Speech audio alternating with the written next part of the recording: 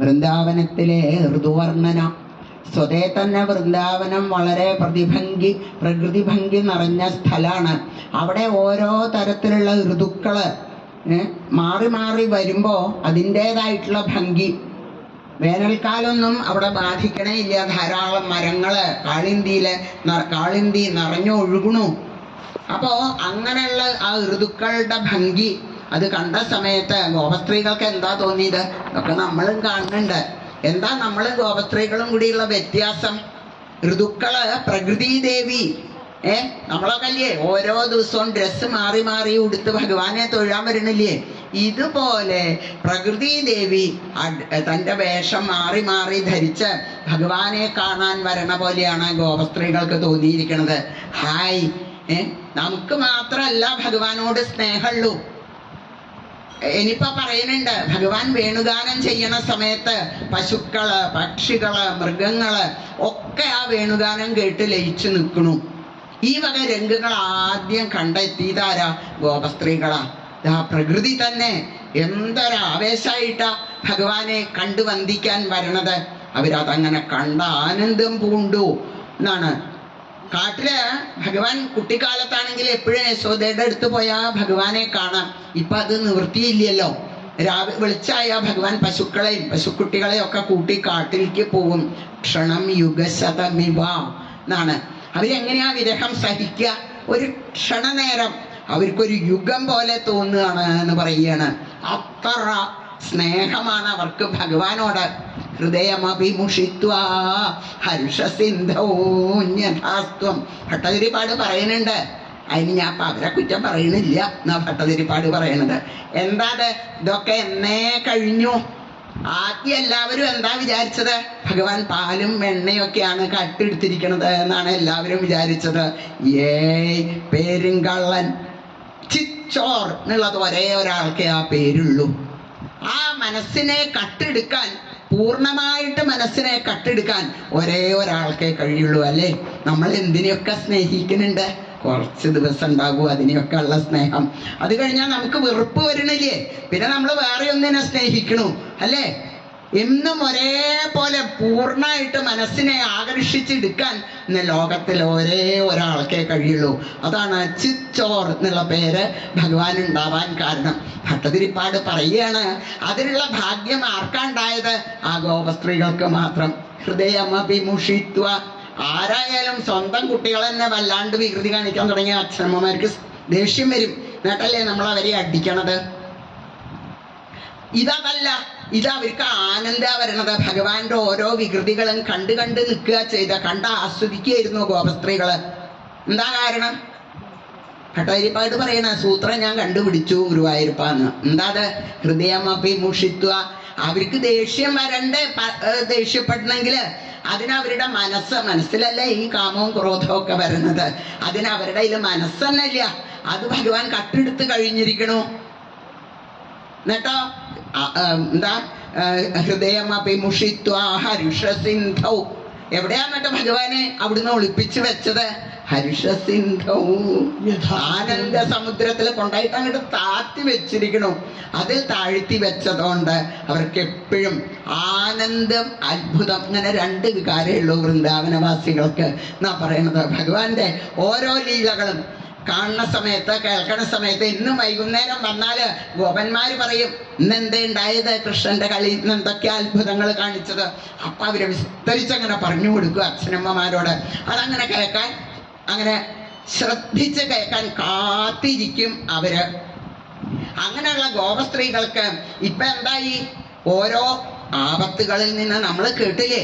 എത്ര ശത്രുക്കളിൽ നിന്നാണ് ഗോപന്മാരെ ഒക്കെ. അല്ല, ആ കാളിന്തിയുടെ വക്കത്ത് അന്ന് കാളിയമർദ്ദനം കഴിഞ്ഞ് എല്ലാവരും കൂടി താമസിച്ച സമയത്ത് തീ കത്തി വന്നു. എല്ലാവരെയും ഭഗവാനല്ലേ രക്ഷിച്ചത്. ഇത്ര ചെറിയൊരു കുട്ടിയോട് ആർക്കാ പറയാൻ പറ്റുക? കൃഷ്ണ രക്ഷിക്കണേ, തീ കത്തി വരുമ്പോഴേ പറയാൻ നമുക്ക് പറ്റുമോ? അതാണ് വൃന്ദാവനവാസികൾക്ക് ആ വിശ്വാസം വന്നു കഴിഞ്ഞിരിക്കണു. കൃഷ്ണൻ രക്ഷിക്കും, ഭഗവാന് നമ്മളെയൊക്കെ രക്ഷിക്കാൻ കഴിയും. ഭഗവാൻ സാധാരണ ഒരാളല്ല. അതാണ് ആ ഒരു വിശ്വാസം അവർ കുറച്ച് കഴിഞ്ഞിരിക്കണു. അതുകൊണ്ട് ഒരു വിഷമം ഉണ്ടായില്ല. നമ്മൾ കേട്ടില്ലേ, കണ്ണടച്ചോളവ് തീ കാണുമ്പോ ഈ കാണുമ്പോഴല്ലേ പേടിയിട്ടാവുള്ളൂ, കണ്ണടയ്ക്കൂ എന്ന് പറയുമ്പോ കണ്ണടയ്ക്കാൻ പറ്റണ്ടേ? അത് വൃന്ദാവനവാസികൾക്കും ഗോപന്മാർക്കും എല്ലാവർക്കും ഭഗവാൻ എന്താ പറയണത്? ആ വാക്കിലുള്ള അചഞ്ചലമായ വിശ്വാസം. ഭാഗവതാണ് ഭഗവാന്റെ വാക്ക്. ആ ഭാഗവതത്തില് നമുക്ക് ഈ വിശ്വാസം ഉണ്ടോ? ഭാഗവതത്തിൽ പറയണതൊക്കെ ശരിയാണ് എന്ന് നമ്മൾക്ക് തോന്നുന്നുണ്ടോ? നമ്മളോട് ചോദിക്കുക, ആരോടും വേറെ ആരോടും ചോദിക്കണ്ട. ഇപ്പൊ ഗോപസ്ത്രീകൾക്ക് അതുകൊണ്ട് എന്തായി? നമ്മളുടെ രക്ഷിതാവ് ഭഗവാനാണ്, ഞങ്ങൾക്കതിന് വേറൊരാള് രക്ഷിതാവായിട്ട് വേണ്ട എന്ന് തോന്നി. എന്താ കാരണം? അതിൽ വലിയ അത്ഭുതമൊന്നുമില്ല. ഈ പ്രകൃതി തന്നെ ഭഗവാനിലേക്കാണ് ഒഴുകിക്കൊണ്ടിരിക്കണത്. ഇത്തം ശരൽ സ്വച്ഛജലം പത്മാകര സുഗന്ധിന ന്യവിശത്വായുനാവാതം സഗോ ഗോപാലകോച്യുത. ആ നേരം ഇങ്ങനെ പ്രഭാതായി രാവിലത്തെ ഭക്ഷണം കഴിഞ്ഞ് എല്ലാവരോടും കൂടി നടുക്കാണത്രേ. ഇങ്ങനെ ചന്ദ്രക്കല ഉണ്ടല്ലോ, അതുപോലെയാണ് അവരുടെ ഗൃഹം അന്ന് വൃന്ദാവനത്തിൽ ഉണ്ടാക്കിയിരുന്നത്, എല്ലാവരുടെ ഗൃഹങ്ങളും. അപ്പൊ ആ നടുക്കുന്ന ഭഗവാൻ അങ്ങോട്ട് ഇറങ്ങണ സമയത്ത് ആ കൊമ്പ് വിളിക്കും. അപ്പൊ എല്ലാവരും അവരവരുടെ പശുക്കളോട് കൂടി ഇറങ്ങും. പിന്നെ ഒരു ആനന്ദ, കാരണം ഭഗവാനെ ഏൽപ്പിക്കും പശുക്കളെയൊക്കെ. പിന്നെ അവർക്ക് ഭഗവാന്റെ ഒപ്പം കളിക്കുക മാത്രമേ വേണ്ടൂ. കാട്ടിലേക്ക് അങ്ങോട്ട് പോയിട്ട് അങ്ങനെ ഇടയ്ക്ക് എന്താ ചെയ്യുക ഭഗവാൻ? കുട്ടികളൊക്കെ കളിക്കും, പശുക്കളെയൊക്കെ തിന്നാൻ വിടും, പശുക്കുട്ടികളെയും. എന്നിട്ട് മനോഹരമായിട്ട് അങ്ങനെ ഓടക്കൊഴി വിളിക്കും. ഈ വേണുനാദം ഇവിടെ അങ്ങനെ കേൾക്കാം വൃന്ദാവനത്തിലേ. നല്ല രസല്ലേ? ആ എന്തിനാ അധികം പറയണത്? രാത്രി കഥകളി ഒരു അമ്പലത്തിൽ ഉണ്ടെന്നുണ്ടെങ്കിൽ എത്ര ദൂരത്തേക്ക് അതിന്റെ ശബ്ദം കേൾക്കും, മൈക്കൊന്നും വേണ്ട. അപ്പോ ഈ വേണുഗാനം ആ ഭഗവാന്റെ കാട്ടിൽ കൂടി ആവുമ്പോ എത്ര രസമായിട്ട് ആ ദൂരത്തേക്ക് കേൾക്കുക. ഇതങ്ങോട്ട് കേൾക്കാൻ തുടങ്ങിയ പിന്നെ ഗോപസ്ത്രീകൾക്ക് കാലം ഉറക്കില്ല. കുട്ടികളെ എന്ത് പറയും?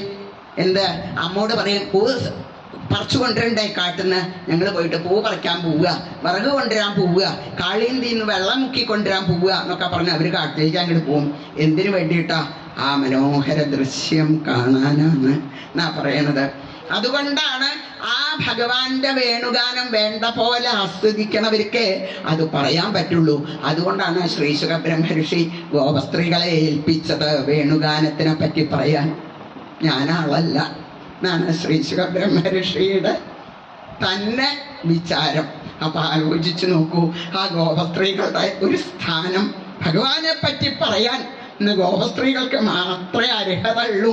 ആ ഒരു നിലയിലേക്ക് അവർ ഉയർന്നു കഴിഞ്ഞു എന്നാണ് ശ്രീ സുഖബ്രഹ്മർഷി തന്നെ പറയണത്. എന്തൊരു മനോഹരാണ്!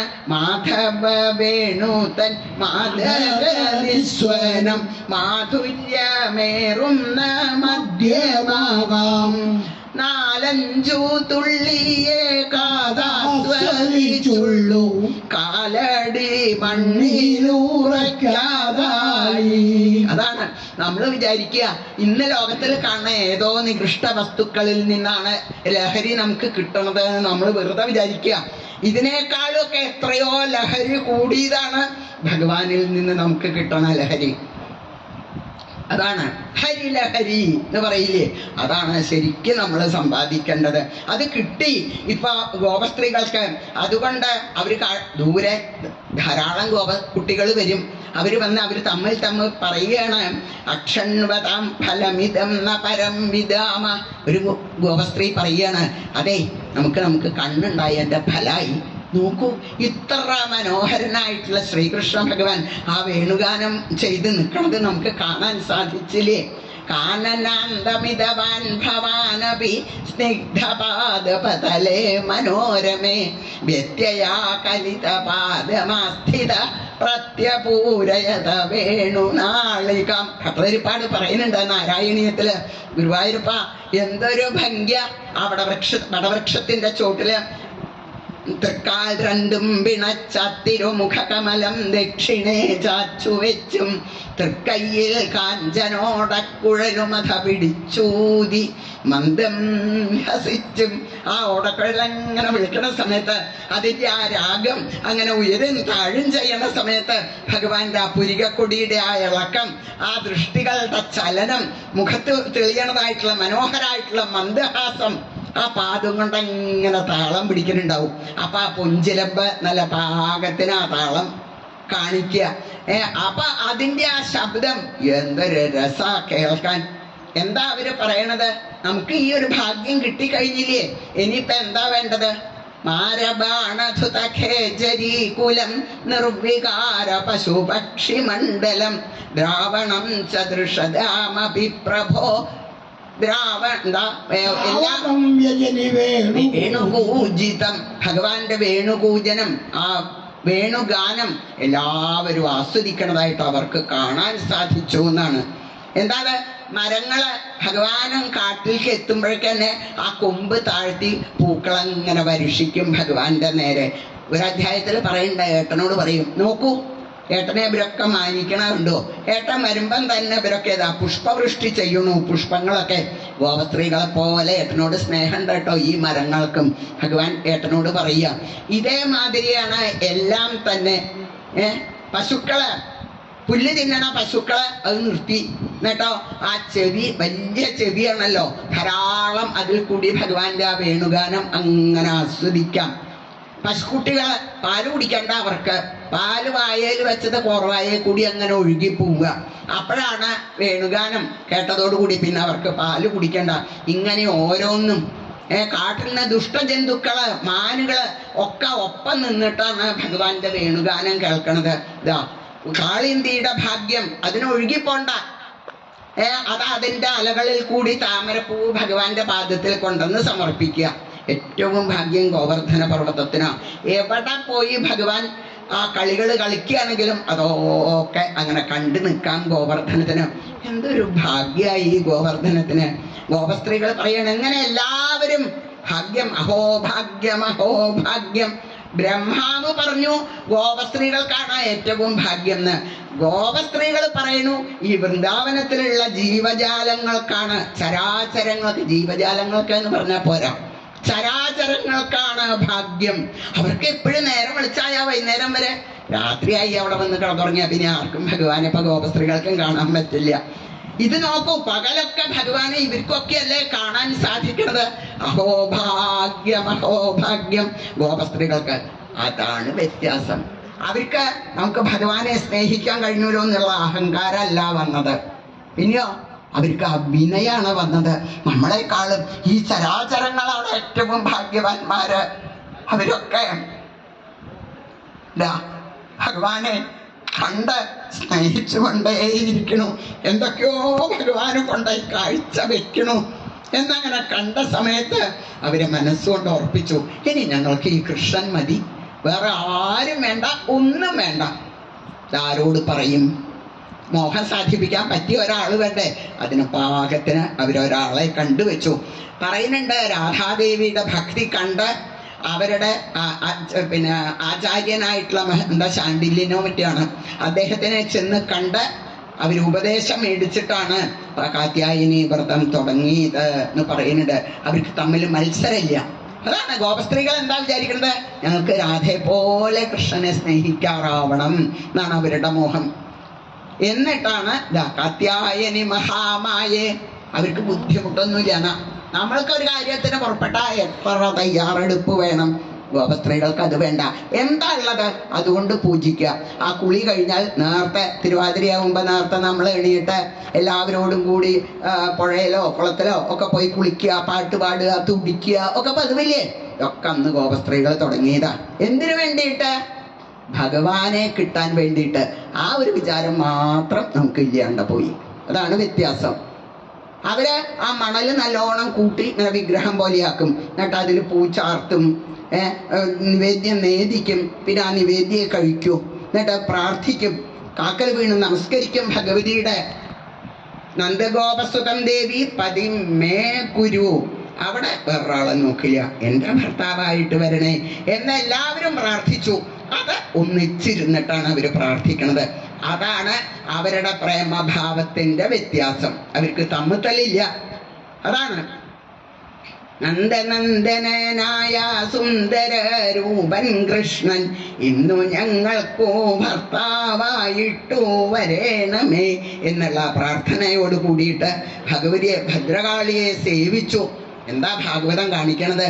ഭഗവാനെ കിട്ടാൻ എന്താ വേണ്ടത്? നിങ്ങൾക്ക് ആർക്കെങ്കിലും തോന്നണുണ്ടെങ്കിൽ സംശയിക്കേണ്ട, ഭദ്രകാളിയെ ഭഗവതിയെ പൂജിച്ചാൽ മതി. ഭദ്രകാളി എന്ന് പറയണമെന്നേ ഉള്ളൂ. ദുർഗേതി ഭദ്രകാളീതി വിജയ വൈഷ്ണവീതിച്ച, എല്ലാ പേരും ഒരാളുടെയാ. നമുക്ക് ഏത് രൂപമാണോ ഇഷ്ടം ആ രൂപത്തിൽ ഭഗവതിയെ സേവിക്കാം. പറയുന്നുണ്ട്, ഗോലോകത്തിൽ പോയാല് രാധാകൃഷ്ണന്മാരെ, ശ്രീകൃഷ്ണ ഭഗവാനെ, ഗോലോക കൃഷ്ണനെ കാണണമെന്നുണ്ടെങ്കിൽ ദുർഗാദേവിയുടെ അനുവാദം വേണമെന്നാ പറയണത്. ആ വാതിക്കൽ ഒരു ചൂരലും പിടിച്ച് നിൽക്കുന്നുണ്ടാവും അത്രേ.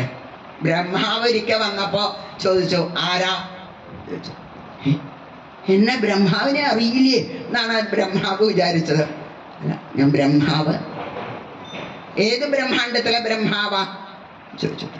ഓ, അപ്പൊ വേറെയും ബ്രഹ്മാണ്ടുണ്ടോ? ബ്രഹ്മാവാകെ ഒന്നേ ഉള്ളൂ എന്നാ വിചാരിച്ചിരിക്കണത്. അപ്പൊ അവസാനം കുറെ ആലോചിച്ച് പരിഭ്രമത്തില് വാമനമൂർത്തിയുടെ പാദം തട്ടി പൊളിഞ്ഞ ബ്രഹ്മാണ്ടത്തിലെ ബ്രഹ്മാവ് എന്ന് പറയേണ്ടി വന്നു.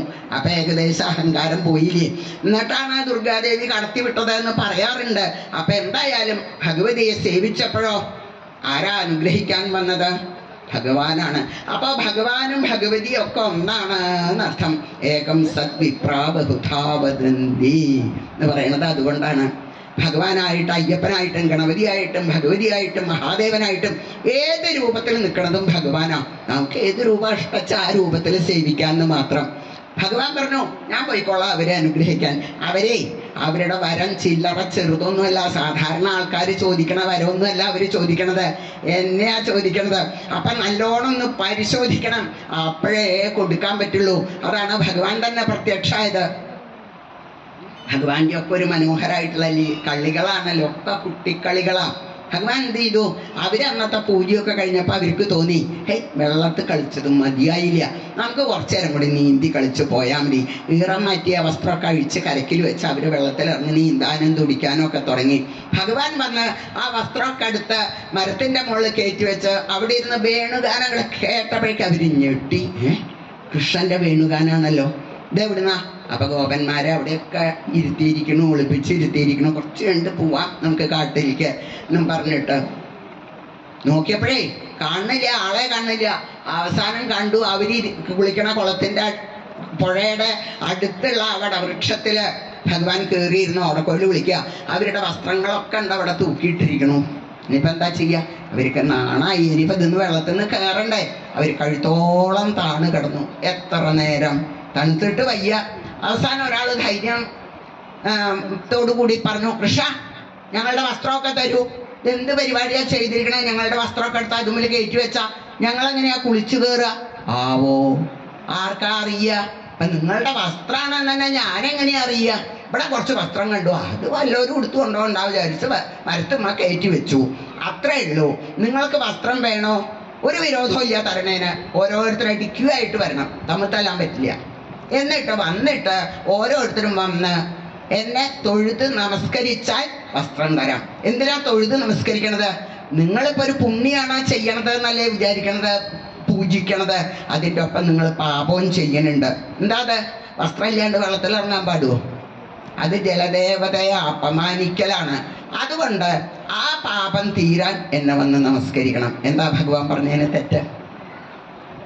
സ്ത്രീകൾ ആദ്യമൊക്കെ അവർക്ക് എന്താ വേണ്ട സംശയമായി.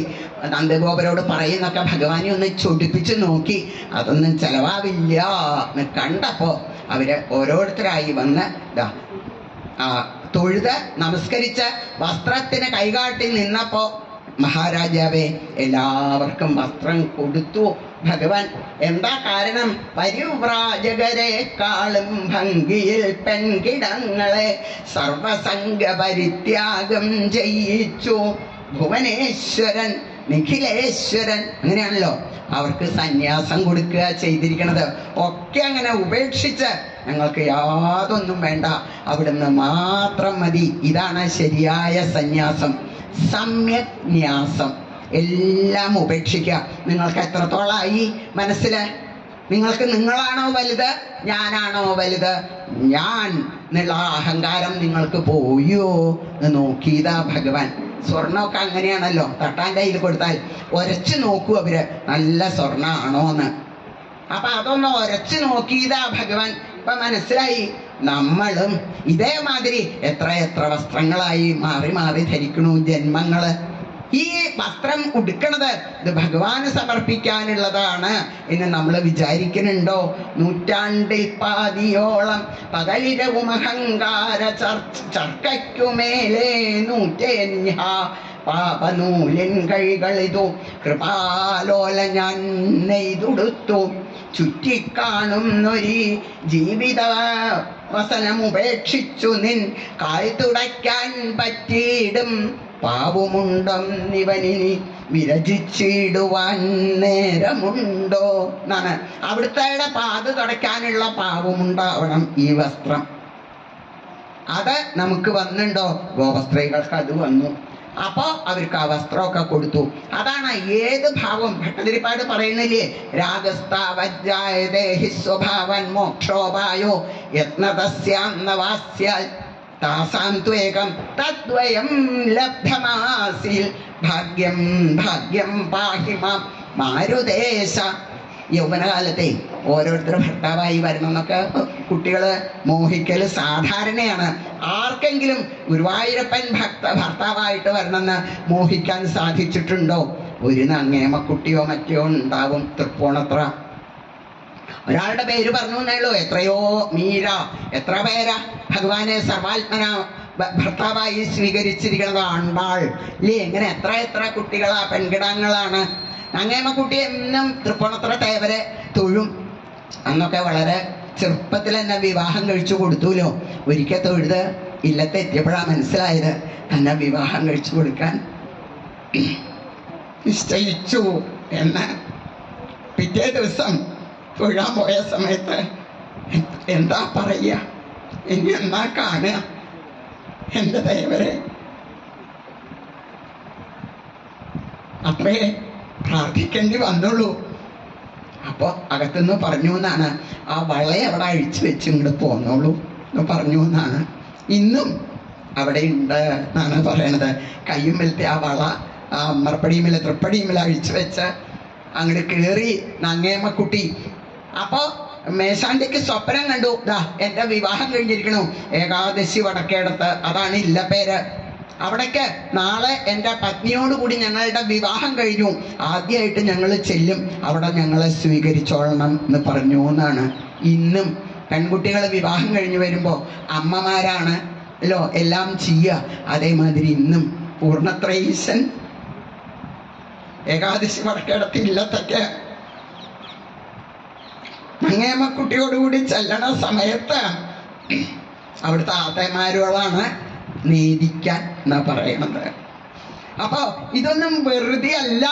ഭഗവാനെ അങ്ങോട്ട് സ്നേഹിച്ചു നോക്കൂ, അപ്പൊ അറിയാം അതിൻ്റെ അനുഭവം കിട്ടണത്. അതാണ് ഗോപസ്ത്രീകളോടും പറഞ്ഞത്, അതാണ് ഭട്ടതിരിപ്പാട് പറഞ്ഞത്.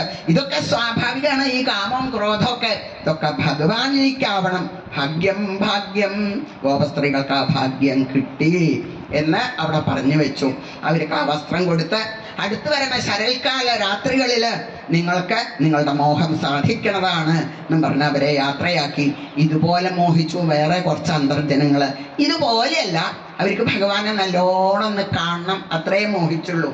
അതാണ് സജ്ജനങ്ങൾ പറയും, എന്തിനാ ഈ കുറച്ചായിട്ട് മോഹിക്കണത്, നിങ്ങൾ ഇഷ്ടം പോലെ മോഹിക്കൂ, ഇഷ്ടം പോലെ സ്വപ്നം കാണൂ എന്ന് പറഞ്ഞു എന്ന് കേട്ടിട്ടില്ലേ? ആരെ കുറിച്ചാവണം സ്വപ്നം കാണുന്നത്? ഭഗവാനെ കുറിച്ചാവണം സ്വപ്നം കാണുന്നത് എന്നാണ് ഭാഗവതം പറയണത്. അപ്പോഴാണ് അതിൻ്റെ ആ സാക്ഷാത്തായിട്ടുള്ള ഫലം കിട്ടുക. അതാണ് അവര് എന്ത് ചെയ്തു, എപ്പോഴാ അകത്തുനിന്ന് പുറത്തിറങ്ങാൻ അവർക്ക് അധികാരമില്ല, അവർക്ക് അർഹതയില്ല, അവർക്ക് അനുമതിയില്ല. ആ അന്തർജനങ്ങൾ എന്ത് ചെയ്യും? എപ്പോഴാ കൃഷ്ണനും ഇങ്ങനെ കാണുക. ആ കാട്ടിൽ നിന്ന് വരണ സ്ത്രീകൾ ദർഭപുല്ലൊക്കെ ആയിട്ട് വരണ കാട്ടാള സ്ത്രീകൾ പറയും, എന്തൊരു ഭംഗിയാ, അവിടെ രണ്ട് തമ്പുരാക്കന്മാര് കളിക്കാൻ വരുന്നുണ്ട്, എന്തൊരു രസാ, അവരെ കണ്ടാൽ നേരം പോണത് അറിയില്ല കേട്ടോ എന്നൊക്കെ അവരുടെ കളികളെ പറ്റിയിട്ടൊക്കെ പറയണത് കേട്ട് ഭഗവാന് അതാണ് പറയണില്ലേ, നമ്മളിരിക്കണയിടത്ത് നിന്ന് ഭഗവാനെ മോഹിച്ചാൽ മതി. ഭഗവാൻ അങ്ങോട്ട് ചെന്നു, ഗോപന്മാരോട് പറഞ്ഞു, നിങ്ങളല്ലേ പറഞ്ഞു വല്ലാണ്ട് വിശക്കുന്നുണ്ടെന്ന്, ചോറ് തരാൻ പറയൂ. അവര് ചോറ് തരും. ബ്രാഹ്മണരോട് പറഞ്ഞപ്പോൾ കൊടുത്തില്ല, സാരില്ല. ബ്രാഹ്മണ സ്ത്രീകളോട് പറയൂ, ഈ ചോദിക്കണവർക്ക് ഇപ്പം അങ്ങനെ ഇല്ലല്ലോ, എവിടുന്നാ കിട്ടുക വെച്ചാൽ അവിടെ ചോദിക്കുക. അത്രയല്ലേ ഉള്ളൂ. എല്ലാവരും തരണവരായിക്കൊള്ളണമെന്നില്ല. സ്ത്രീകളുടെ ഇരിക്കുന്നിടത്ത് ചെന്ന് അവരോട് ചോദിച്ചപ്പം അവർക്ക് ഉണ്ടായി ഒരു സന്തോഷം. ഭഗവാന് ഭക്ഷണം കൊടുക്കാറാവുക എന്ന് പറഞ്ഞാൽ ഞങ്ങൾക്ക് വല്ലാണ്ട് വിശക്കുന്നുണ്ട്, രാമനും കൃഷ്ണനും ഞങ്ങളുടെ ഒപ്പമുണ്ട്, എല്ലാവർക്കും ചോറ് തരണേ എന്നങ്ങനെ പ്രാർത്ഥിച്ച സമയത്ത് അകത്തൊക്കെ അങ്ങോട്ട് പോയിട്ട് എല്ലാവരും ചോറും കറികളും ഒക്കെ അങ്ങോട്ട് പകർന്നെടുത്ത് അങ്ങോട്ട് ഒഴുകി. നമ്പൂതിരിമാർക്ക് ഒട്ടും അങ്ങോട്ട് സഹിച്ചില്ല. അവരൊക്കെ എല്ലാവരെയും തടഞ്ഞ് വാതിലടയ്ക്കാനൊക്കെ ശ്രമിച്ചു. കിഴക്കേ വാതിലടച്ചാൽ അവർ പടിഞ്ഞാറേ വാതിക്ക് കൂടി പോവും.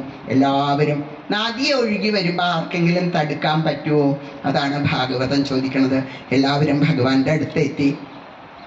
അതൊക്കെ അവിടെ അങ്ങനെ വെച്ച് അവര് ഭഗവാനെ അങ്ങനെ കണ്ടു നിന്നു എന്ന് പറയാണ്. എന്തൊരു ഭംഗിയ!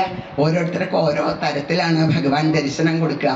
ശ്രീരാമാവിന്റെ കഴുത്ത് കയ്യൂട്ട് ആ കയ്യിലെ താമരപ്പൂ ചിരിച്ചുകൊണ്ട് കാട്ടിൽ അങ്ങനെ സഞ്ചരിക്കണതായിട്ടുള്ള ഭഗവാനെ അങ്ങനെ കണ്ടപ്പോ അവരാ കണ്ണങ്ങനെ അടച്ച് അവര് ഭഗവാനെ നല്ലോണം അവരുടെ ഹൃദയത്തിൽ അങ്ങോട്ട് പ്രതിഷ്ഠിച്ചു.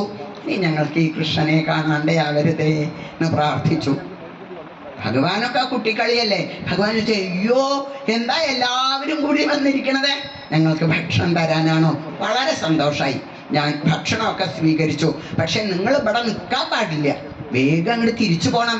അവരവിടെ യാഗം ചെയ്യല്ലേ, നിങ്ങൾ ഉണ്ടെങ്കിലല്ലേ അവർക്ക് യാഗം ചെയ്യാൻ പറ്റുള്ളൂ, വേഗം തിരിച്ചു പോവും. അപ്പൊ ബ്രാഹ്മണ സ്ത്രീകൾ പറഞ്ഞു, ഇനി ഞങ്ങളെ പറഞ്ഞയക്കരുതേ, ഇനി ഞങ്ങൾ പോയാ ഞങ്ങളെ അവര് സ്വീകരിക്കൂല്ല, അവരുടെ സമ്മതം ഇല്ലാണ്ടാണ് ഞങ്ങൾ വന്നിരിക്കണത്. ആര് പറഞ്ഞു നിങ്ങളെ സ്വീകരിക്കില്ല എന്ന്? ദേവന്മാര് കൂടി നിങ്ങളെ സ്വീകരിക്കും. എന്നിട്ടല്ലേ മനുഷ്യരുടെ കഥ. നിങ്ങൾ തിരിച്ചു ചെല്ലൂ. ഇനി എന്നോടുള്ള സ്നേഹം കൊണ്ട്, എന്നെ കാണാനുള്ള മോഹം കൊണ്ടാണെന്നുണ്ടെങ്കിൽ ഈ കണ്ടുകൊണ്ടിരുന്നാലല്ല അധികം സ്നേഹം ഉണ്ടാവുക. മോഹിക്കുന്നതിനെ കാണാണ്ടിരിക്കുമ്പോഴാണ് മനസ്സിൽ കൂടുതൽ കൂടുതൽ കൂടുതൽ അടുക്കുക. അതുകൊണ്ട് നിങ്ങൾ പൊക്കോളൂ എന്നങ്ങനെ പറഞ്ഞു. പോരാ, നിങ്ങളുടെ സംസർഗം കൊണ്ട് അവർക്കും കൂടി ഭക്തി ഉണ്ടാവും.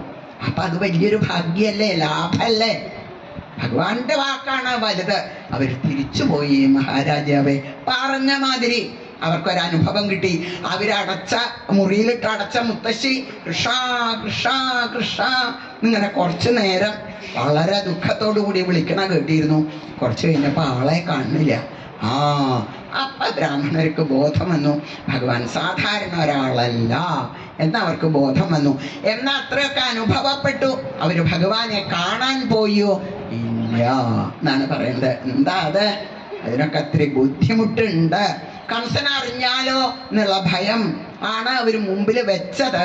ഏതായാലും അവര് കാണാൻ പോയില്ല. മഹാരാജാവേ, ഇങ്ങനെയാണ് ആ ഭക്തിയുടെ മാഹാത്മ്യം. അവര് ആലോചിച്ചു, നമുക്കുള്ള ഒരു പാഠാണ്. ഞാൻ ആരാന്നാ വിചാരിച്ചത്? അല്ലെങ്കിൽ ഇപ്പൊ ഭഗവാനെ നമ്മളോട് തിരിച്ച് ചോറ് ചോദിക്കണോ? അപ്പൊ നമുക്ക് ആ ബോധം ഉണ്ടാക്കി തരായിരുന്നു എന്നൊക്കെ അവര് മനസ്സിലാക്കി എന്ന് പറഞ്ഞു വെച്ചു. ഭഗവാൻ വിചാരിച്ചു, ഈ ഇവരുടെ യാഗഭാഗമൊക്കെ മേടിക്കണ ദേവേന്ദ്രനെ വേണം ആദ്യം നന്നാക്കാൻ എന്ന് വിചാരിച്ച് ആ ഇന്ദ്രയാഗം മുടക്കി ഭഗവാൻ എന്നാണ് അടുത്ത അധ്യായത്തിൽ പറയുന്നത്. സർവത്ര ഗോവിന്ദ നാമ സങ്കീർത്തനം, ഗോവിന്ദ ഗോവിന്ദ.